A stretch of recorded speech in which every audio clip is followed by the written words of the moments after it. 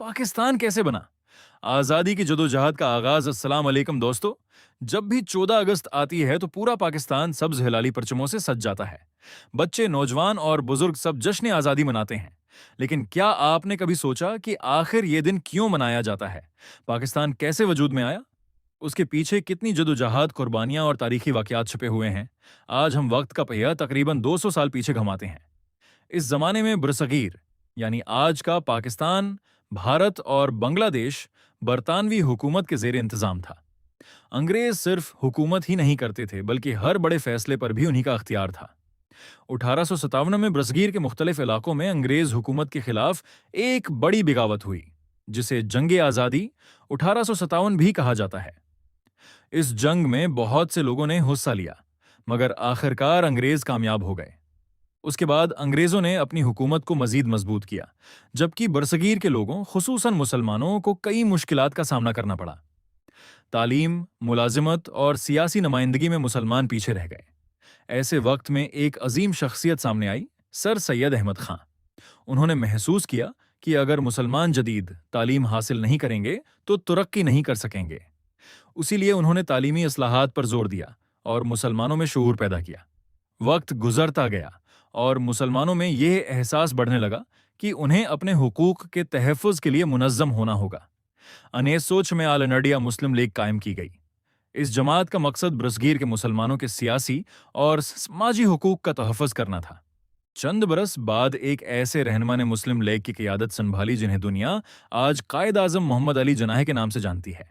कायद आज़म एक बेहतरीन वकील, ईमानदार सियासतदान और दूरंदेश रहनुमा थे। वो चाहते थे कि बरसगीर के मुसलमान इज्जत, इंसाफ और अपने मजहबी और सकाफती तशख़्ख़ुस के साथ जिंदगी गुजार सकें। उसी दौरान एक और अजीम शख्सियत, शायर मशरिक़ अल्लामा मोहम्मद इकबाल, मुसलमानों के लिए उम्मीद की करण बनकर सामने आए। 1930 में उन्होंने उलाहाबाद के तारीखी इजलास में ये ख्याल पेश किया कि बरसगीर के शमाल मगरबी इलाकों में मुसलमानों के लिए एक अलग रियासत होनी चाहिए, जहां वो अपने अकीदे और तहजीब के मुताबिक आज़ादाना जिंदगी गुजार सकें। ये ख्याल आगे चलकर तहरीक पाकिस्तान की बुनियाद बना।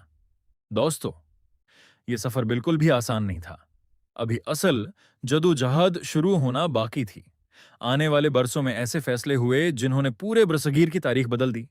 अगले हिस्से में हम जानेंगे कि कुरारदाद लाहौर क्या थी, कायद-ए-आज़म ने मुसलमानों को कैसे मुत्तहद किया और वो कौन से वाकयात थे जिन्होंने पाकिस्तान के क़याम की राह हमवार की। चलिए अगले हिस्से में उस दिलचस्प तारीखी सफर को आगे बढ़ाते हैं।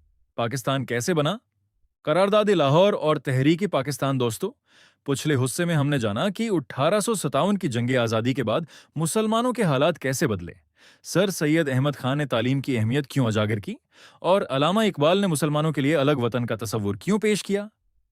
अब कहानी आगे बढ़ती है। 1930 की दहाई में बरसगीर की सियासत तेजी से बदल रही थी। मुसलमानों को यह खदशा था कि अगर बरतानवी हुकूमत खत्म हो गई और सिर्फ अक्सरियत की बुनियाद पर हुकूमत बनी तो उनके मजहबी, सकाफती और सियासी हुकूक मुतासिर हो सकते हैं। उसीलिए ऑल इंडिया मुस्लिम लीग ने मुसलमानों को मुत्तहद करना शुरू किया। 23 मार्च 1940 का दिन बरसगीर की तारीख का एक अहम मोड़ साबित हुआ।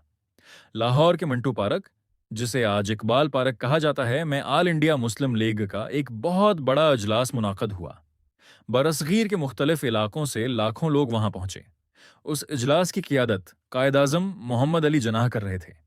इसी इजलास में एक तारीखी करारदाद मंजूर की गई, जिसे बाद में करारदाद पाकिस्तान कहा गया। इस करारदाद में यह मुतालबा किया गया कि जिन इलाकों में मुसलमान अक्सरियत में हैं, वहां उन्हें अपनी अलग रियासत या रियासतें कायम करने का हक दिया जाए। ये वो लम्हा था जिसने पाकिस्तान के क़याम की बुनियाद को मजबूत कर दिया। उसके बाद कायद आज़म मोहम्मद अली जनाह ने पूरे बरसगीर का दौरा शुरू किया। वो शहरों, कस्बों और देहात में जाते, जलसे करते और लोगों को समझाते कि इत्तेहाद ही उनकी ताकत है। उन्होंने हमेशा कानून, अमन और सियासी जदोजहद पर जोर दिया। उनका मशहूर नारा था, इत्तेहाद, ईमान और नज़्म व ज़ब्त। दूसरी तरफ लाखों मुसलमान भी तहरीक पाकिस्तान का हिस्सा बन गए। तलबा, उसातिज़ा, ख्वातीन, ताजिर और आम लोग सब अपने अपने अंदाज में इस तहरीक में शरीक हुए। 1945 और 1946 के इंतखाबात में मुस्लिम लीग ने मुसलमानों की मखसूस नशस्तों पर बड़ी कामयाबी हासिल की। इस कामयाबी ने दुनिया को यह पैगाम दिया कि बरसगीर के मुसलमानों की बड़ी तादाद कायद आज़म मोहम्मद अली जनाह की क़ियादत पर एतमाद करती है और अपने लिए अलग वतन चाहती है। अब बरतानवी हुकूमत के लिए यह हकीकत नज़र अंदाज करना मुमकिन नहीं रहा था। दूसरी जंग अजीम भी खत्म हो चुकी थी और बरतानिया पर यह दबाव बढ़ रहा था कि वो बरसगीर को आज़ादी दे। लेकिन एक बड़ा सवाल अभी बाकी था। क्या पूरा बरसगीर एक ही मुल्क रहेगा या फिर उसे तकसीम किया जाएगा? उसी सवाल का जवाब आने वाले बरसों में तारीख का रख बदलने वाला था। अगले हिस्से में हम जानेंगे कि तकसीम हिंद का फैसला कैसे हुआ, पाकिस्तान कैसे वजूद में आया और आज़ादी के दिन लोगों ने नेकन मुश्किलात का सामना किया। पाकिस्तान कैसे बना, तकसीम हिंद, हिजरत और आज़ादी का दिन। दोस्तों, पिछले हिस्से में हमने जाना कि करारदादी पाकिस्तान मंजूर होने के बाद तहरीक पाकिस्तान मजीद मजबूत हुई और कायद-ए-आज़म मोहम्मद अली जनाह की क़ियादत में मुसलमानों ने अपने अलग वतन का मुतालबा भरपूर अंदाज में पेश किया। अब हम तारीख के उस मरहले पर पहुंचते हैं जहां बरसगीर की तकदीर बदलने वाली थी। सन 1947 में बरतानवी हुकूमत ने ऐलान किया कि वो बरसगीर छोड़ने वाली है।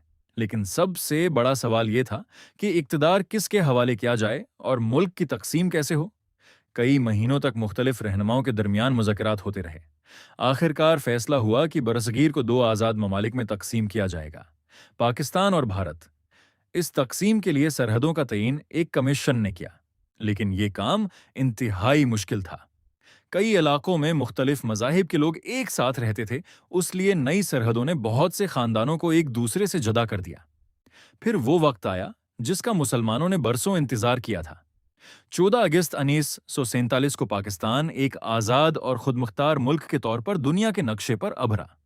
ये लम्हा लाखों मुसलमानों के लिए खुशी, उम्मीद और नई शुरुआत की अलामत था। उसी दिन कायद-ए-आज़म मोहम्मद अली जनाह पाकिस्तान के पहले गवर्नर जनरल बने, जबकि लियाकत अली खान ने पहले वजीर आज़म की जिम्मेदारी संभाली। लेकिन आज़ादी के साथ ही एक बहुत बड़ा इम्तिहान भी शुरू हो गया। लाखों लोगों ने अपने घर, जमीनें, कारोबार और यादें छोड़कर नए मुल्क की तरफ हिजरत की। बहुत से खानदान पैदल ट्रेनों और काफिलों की सूरत में सफर करते रहे। ये हिजरत तारीख की सबसे बड़ी इंसानी नकल मकानियों में शुमार की जाती है। रास्ते में लोगों को भूख, प्यास, बीमारी और दीगर मुश्किलात का सामना करना पड़ा। बहुत से खानदान बिछड़ गए और बेशुमार लोगों ने अपनी जानें गंवाएं।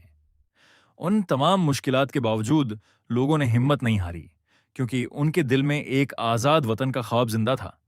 जब महाजरीन पाकिस्तान पहुंचे तो यहां भी हालात आसान नहीं थे।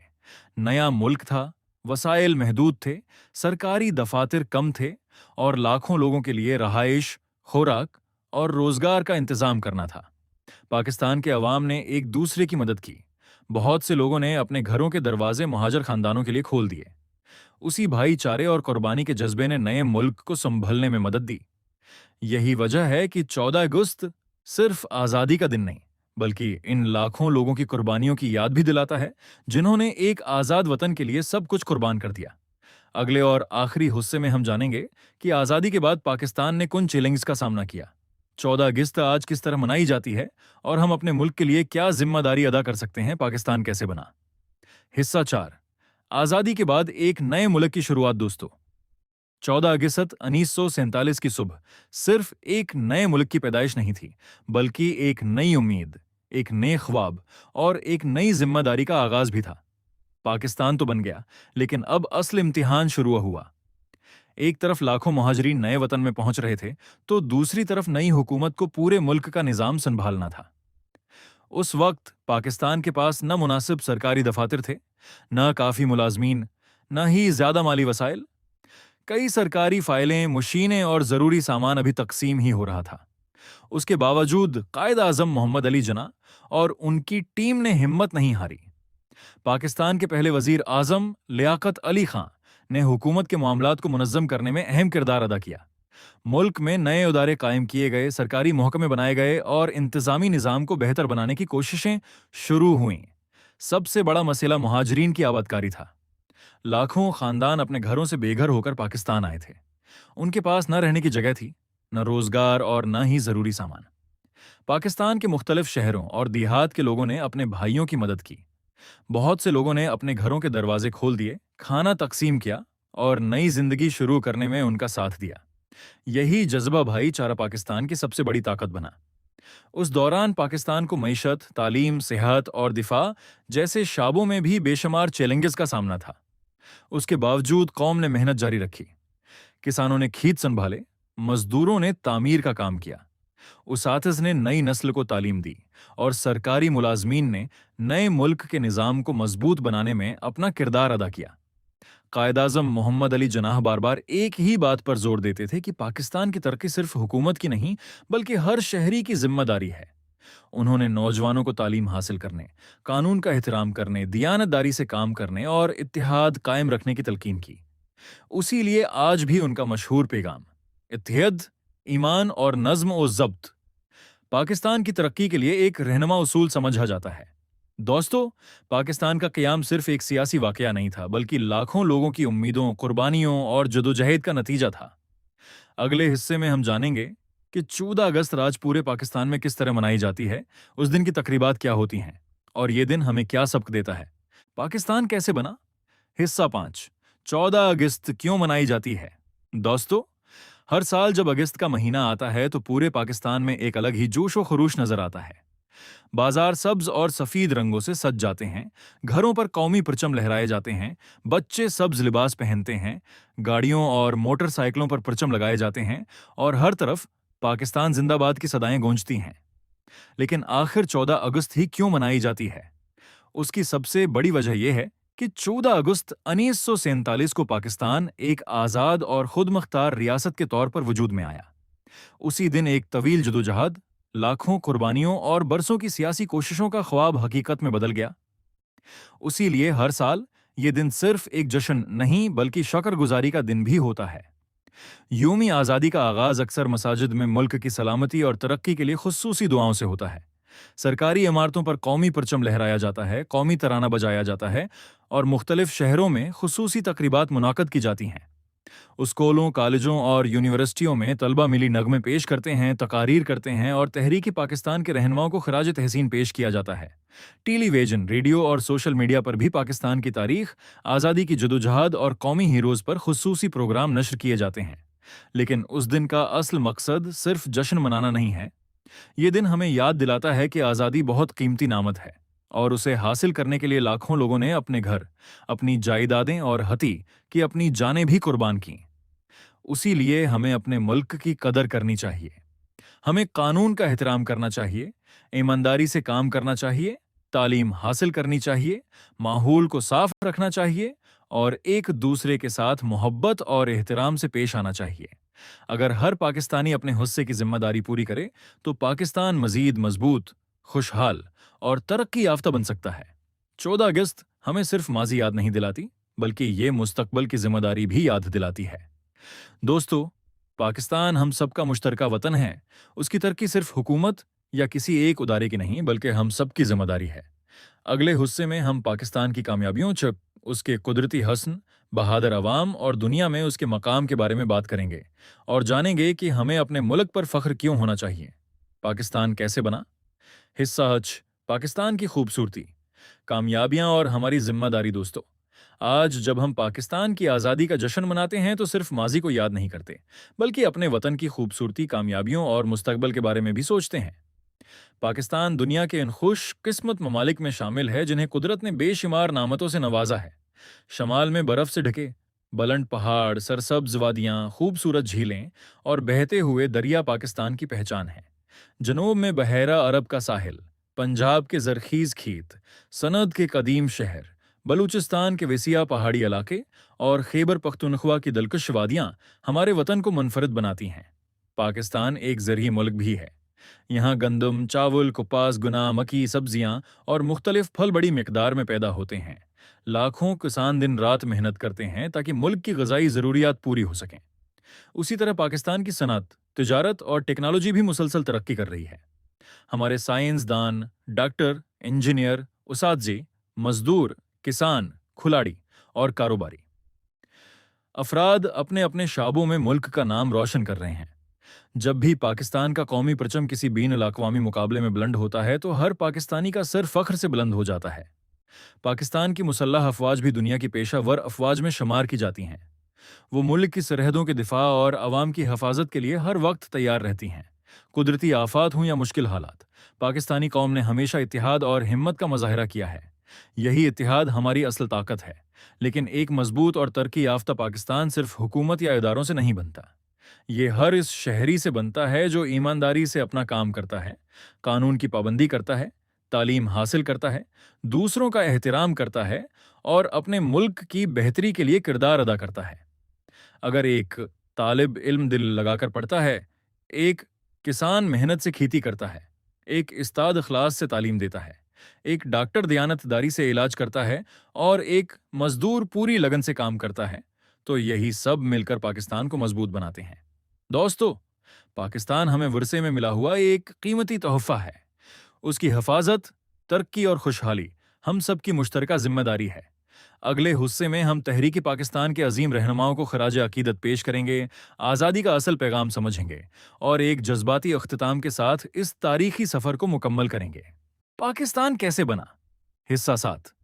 تحریک پاکستان کے عظیم رہنما اور آزادی کا اصل پیغام۔ دوستو، پاکستان کا قیام کسی ایک دن یا ایک فیصلے کا نتیجہ نہیں تھا، بلکہ یہ کئی دہائیوں کی جدوجہد، اتحاد اور سیاسی کوششوں کا ثمر تھا۔ اس سفر میں بہت سی عظیم شخصیات نے اپنا کردار ادا کیا۔ سب سے پہلے ہم بانی پاکستان قائد اعظم محمد علی جناح کو یاد کرتے ہیں۔ انہوں نے اپنی زندگی کا بڑا حصہ مسلمانوں کے حقوق کے لیے وقف کر دیا۔ وہ ایک قابل وکیل، اصول پسند رہنما اور بہترین منتظم تھے۔ انہوں نے ہمیشہ قانون، اتحاد اور پرامن جدوجہد پر یقین رکھا۔ قائد اعظم کا مشہور پیغام تھا: اتحاد، ایمان اور نظم و ضبط۔ یہ صرف ایک نعرہ نہیں بلکہ آج بھی ہر پاکستانی کے لیے کامیابی کا راستہ ہے۔ اس کے بعد ہم علامہ محمد اقبال کو خراج تحسین پیش کرتے ہیں، جنہوں نے مسلمانوں کے لیے ایک الگ وطن کا تصور پیش کیا۔ ان کی شاعری نے مسلمانوں میں خود اعتمادی، امید اور بیداری پیدا کی۔ سر سید احمد خان نے مسلمانوں کو جدید تعلیم کی طرف راغب کیا۔ انہوں نے سمجھایا کہ علم اور تحقیق کے بغیر کوئی قوم ترقی نہیں کر سکتی۔ اس کے علاوہ ہزاروں ایسے کارکن، طلبہ، اساتذہ، صحافی، خواتین اور عام شہری بھی تھے جن کے نام شاید تاریخ کی کتابوں میں زیادہ نمایاں نہ ہوں، لیکن ان کی محنت اور قربانیاں بھی تحریک پاکستان کا اہم حصہ تھیں۔ دوستو، آزادی حاصل کرنا ایک بہت بڑی کامیابی تھی، لیکن آزادی کو برقرار رکھنا اس سے بھی بڑی ذمہ داری ہے۔ آج اگر ہم واقعی اپنے بزرگوں کی قربانیوں کا احترام کرنا چاہتے ہیں تو ہمیں اپنے کردار سے پاکستان کو مضبوط بنانا ہوگا۔ ہمیں ایماندار بننا ہوگا، ہمیں تعلیم حاصل کرنی ہوگی، ہمیں قانون کی پابندی کرنی ہوگی، ہمیں مذہبی، لسانی اور علاقائی اختلافات سے بلاتر ہو کر ایک پاکستانی بن کر سوچنا ہوگا۔ جب ہم اپنے فرائض پوری دیانتداری سے انجام دیں گے تو یہی پاکستان کے لیے سب سے بڑی خدمت ہوگی۔ ہر سال جب 14 اگست آتی ہے اور سبز ہلالی پرچم فضا میں لہراتا ہے تو یہ ہمیں یاد دلاتا ہے کہ آزادی ایک عظیم نعمت ہے اور اس کی حفاظت ہم سب کی مشترکہ ذمہ داری ہے۔ اگلے اور آخری حصے میں ہم اس پوری تاریخی کہانی کا خوبصورت اور جذباتی اختتام کریں گے اور یہ سمجھیں گے کہ آنے والی نسلوں کے لیے ہم کیسا پاکستان چھوڑ کر جانا چاہتے ہیں۔ پاکستان کیسے بنا؟ حصہ 8، ہماری ذمہ داری اور ایک امید بھرا اختتام۔ دوستو، ہم نے اس پوری کہانی میں جانا کہ پاکستان کسی اتفاق یا آسان فیصلے کا نتیجہ نہیں تھا۔ اس کے پیچھے کئی دہائیوں کی سیاسی جدوجہد، عوام کی امیدیں، قیادت کی بصیرت اور بے شمار قربانیاں شامل تھیں۔ 14 اگست 1947 صرف ایک تاریخ نہیں بلکہ ایک ایسے خواب کی تعبیر ہے جس کے لیے لاکھوں لوگوں نے اپنے گھر، اپنے کاروبار، اپنی جائیدادیں اور اپنے پیارے چھوڑ دیے۔ آج ہم آزاد فضا میں سانس لیتے ہیں، اپنی عبادات آزادی سے کرتے ہیں، اپنی زبان بولتے ہیں اور اپنے وطن میں اپنی شناخت کے ساتھ زندگی گزارتے ہیں۔ یہ سب ہمیں آسانی سے نہیں ملا بلکہ اس کے لیے بہت سے لوگوں نے بڑی قربانیاں دیں۔ اسی لیے جب بھی ہم قومی پرچم کو لہراتا دیکھیں، قومی ترانہ سنیں یا 14 اگست کا جشن منائیں تو ہمیں ان لوگوں کو بھی یاد رکھنا چاہیے جنہوں نے آزادی کے لیے جدوجہد کی۔ لیکن صرف ماضی پر فخر کرنا کافی نہیں، اصل کامیابی یہ ہے کہ ہم اپنے آج اور اپنے کل کو بہتر بنائیں۔ اگر ہم چاہتے ہیں کہ پاکستان ترقی کرے تو ہمیں اپنے